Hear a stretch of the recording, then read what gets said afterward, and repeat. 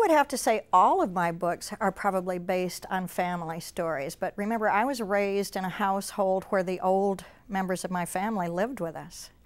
And there was something wonderful about sitting at their knee and listening to how things were. And now it's interesting, that's what I've become in my family. I'm the one who now tells them how things were. And it gave us a sense of our place. It gave us a sense of our birth order. It gave us a sense that we were loved long before we were ever born. My grandmother, she was the penultimate storyteller. She was from Russia, actually from the Ukraine, Byelorussia. She had a thick accent. And every night she used to tell us tales, because when I was young, televisions had been invented, but they were very expensive. And our family was poor. We couldn't afford one. So she used to do what she called fire talking every night. She'd put a fire in the fireplace. She'd pop popcorn. She would make fudge if we were really lucky. She'd pick snow apples fresh off from the tree outside of the kitchen. My brother and I'd go in with our little bowls, and she'd put wedged apple and popcorn and fudge in the bowl, and then she'd say, "Go in living room, because now I'm going to come in and fire talk to you." And we did. We'd go in and sit down, and she would explode into story. And we heard her stories thousands of times.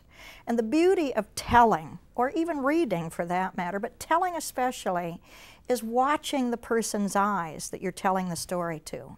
And if their eyes get bigger, you add stuff to the story. And she certainly did. I do know whenever she finished a story, my brother and I would always lean into her and say, "Okay, that story you just told, is that a true story?"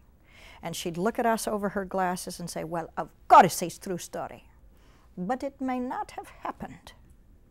Our family was multicultural. I mean, even within our own household, we had people of different belief systems, different countries of origin. And then, of course, I grew up in a city in Oakland where my neighbors came in as many colors, ideas, and religions as there are people. So if this is a part of your life, and in my case it was, I think it was pretty natural to write from that point of view. What's interesting, you know, I've moved back to rural America. I've moved away from the city. And I didn't realize that not every child has the glory of growing up in a neighborhood where people are different than they are. And they don't have the glory of understanding why other people do what they do and say different prayers and eat different food and perhaps even dress differently or look differently. So I think that's another thing literature, especially multicultural literature does, is it gives them an understanding that they otherwise are not going to have. They're not going to hear it in their own homes. So if they can read authentic stories and understand that the heart of humanity is the same, it doesn't matter how we're packaged on the outside, we're all the same. I think that does a great service to molding a child to be a citizen of the world.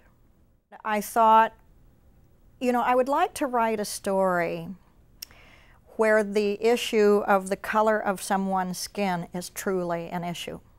And in Mr. Lincoln's Way, that's the issue. It wasn't the child's issue. Well, it was secondhand. He was bringing his parents' point of view into that school. So they had to find something that was common between them. And Mr. Lincoln, the black principal, this is a white child, black principal. And the child, it's implied in the story, but he comes from a white supremacist family. That's his point of view. And he really loves this principal, but he does not dare have any interaction with him. So what they find that is common between them is their love of birds. And it happens their school has this atrium that's empty because they apparently didn't have the right, you know, bushes and things to attract a population of birds. So that's what they work on together. And I guess what I'm trying to say is, doesn't matter how different we are, there is something we can find that we have in common. And that should be the place that we start from, is understanding what our commonality, and then from there celebrating our difference instead of having difference be a cause for a feeling of isolation. And I remember one day he asked me to stay after to wash blackboards. Now this wasn't a punishment. This was a pleasure because we all adored him. And while I was washing the blackboard, I'll never forget this, he had My Fair Lady. He put on My Fair Lady. And he asked me to make numbers and letters with this wet sponge. And I did, and I think that is where the code showed up. That's when he realized I couldn't do it, and that I wasn't translating and reading, that something was wrong. And I remember he came up to me, his hand went right in the center of his back, and as I'm telling you this, I swear to God, I can still feel the warmth of his hands.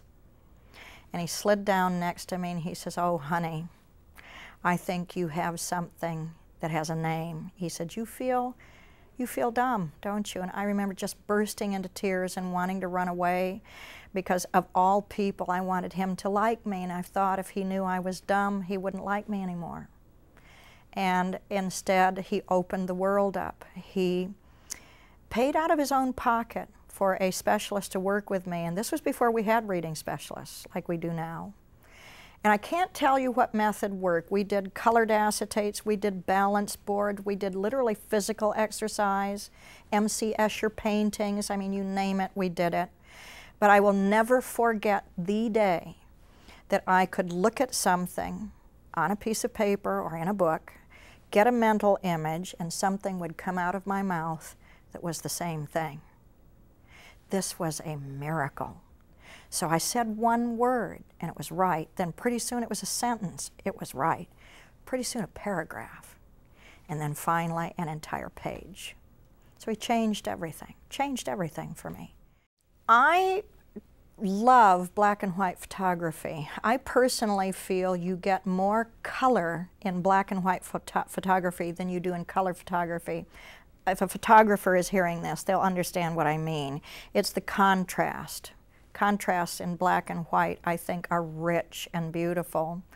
And sometimes I like to draw the faces with these contrasts and halftones, because to me it actually can bring in more detail than if you put it in color. So that's deliberate. I will do it as if this is a photograph, and then the patterns of their clothes are almost an independent art that has to do with the overall composition, but their faces are these wonderful black and white images. In the keeping quilt, for instance, that was done entirely in black and white except for the quilt. And the origin of the quilt, anybody's clothes that went into that quilt, their clothes were in color so that the children could understand this is what eventually ended up in this quilt. So sometimes I will do it for a reason. In Betty Doll, the entire book was in black and white except for the doll. So, you know, I guess I use it as a technique to kind of say to a child, this is the focus, but here's the story around it. I'm from the Midwest. And interestingly enough, all the years I lived in California, of course, you don't have thunderstorms in California, not like you do in the Midwest. I think people in other states don't understand. Our thunder in the Midwest is so loud. It shakes the windows, shakes the house, shakes the floor. It's almost like an earthquake. So as a young person, of course, this terrified me. And I'd go dive under the bed, and one day my grandmother kind of pulled me out from under the bed and said, well, you know, it's perfect day to go make thunder cake.